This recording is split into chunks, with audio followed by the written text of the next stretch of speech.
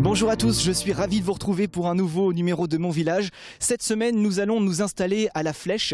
La Flèche qui est la deuxième ville sartoise en nombre d'habitants, puisqu'on compte un peu plus de 15 000 Fléchois. Située dans la vallée du Loir, au cœur du Maine-Angevin, La Flèche est traversée par le Loir et se situe à 39 km du Mans, 44 d'Angers et 66 km de Tours. D'une superficie totale de 7 421 hectares, La Flèche est ainsi la commune la plus étendue en Sarthe.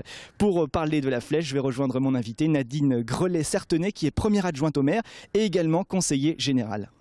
Bonjour. Bonjour. Merci de nous accueillir à La Flèche pour cette semaine spéciale consacrée à Mon Village.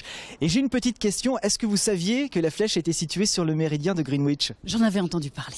C'est quand même une petite info rigolote qui m'a fait sourire quand j'ai vu ça. Donc tout à fait. on est toujours à l'heure. Oui, on essaie. On est toujours à l'heure et voire même, on essaie effectivement même de devancer, enfin d'anticiper. C'est un petit peu une des particularités effectivement de la ville, qui se veut être une ville très dynamique.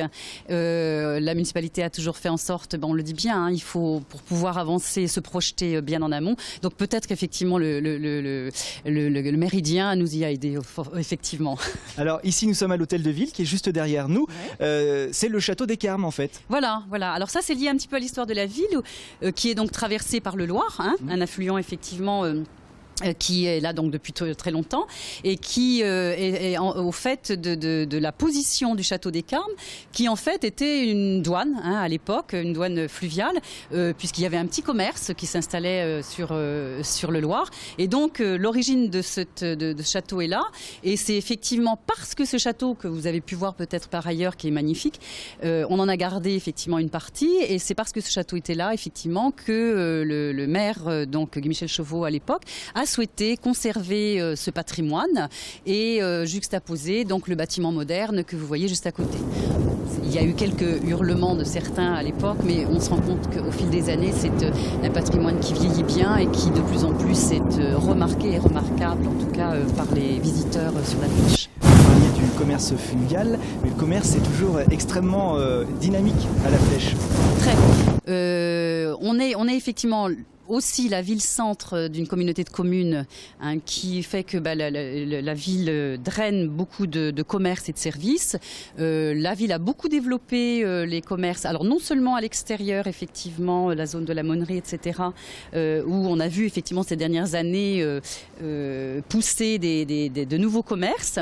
Nous avons donc par de ce fait, effectivement, une zone très fréquentée. Nous avons quand même une zone d'achalandise qui est à peu près 80 000 personnes quand même autour. Donc, pour resituer, on est sur la frontière Maine-Anjou, ce qui explique que le Baugeois, le Durtalois, etc. viennent aussi effectivement nous voir, nous, à La Flèche. Alors, on a notre zone effectivement extérieure, mais on a aussi une volonté de vouloir soutenir les commerces dans le cœur de la ville. Donc là encore, mon collègue à l'urbanisme a dû vous dire qu'il y avait eu beaucoup de travaux d'effectuer pour l'embellissement de notre ville. Nous avons aussi dans cette dynamique un très grand marché, un des plus grands marchés de la Sarthe, effectivement, qui est très fréquenté le mercredi matin. Donc là encore, effectivement, beaucoup de personnes de l'extérieur viennent sur ce marché qui a un succès depuis de longues années et qui ne se dément pas, que la ville encourage évidemment à poursuivre. On a des demandes importantes et donc on n'arrive pas à donner à tout le monde. Alors concernant la santé, une nouveauté, la maison de santé.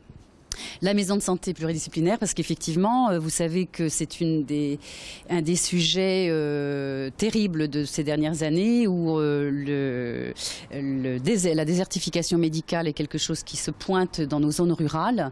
Et donc, pour cela, là encore, il fallait anticiper et essayer de voir un petit peu comment non seulement garder nos médecins, mais en plus en faire venir d'autres. Il faut rester une ville attractive à ce niveau-là.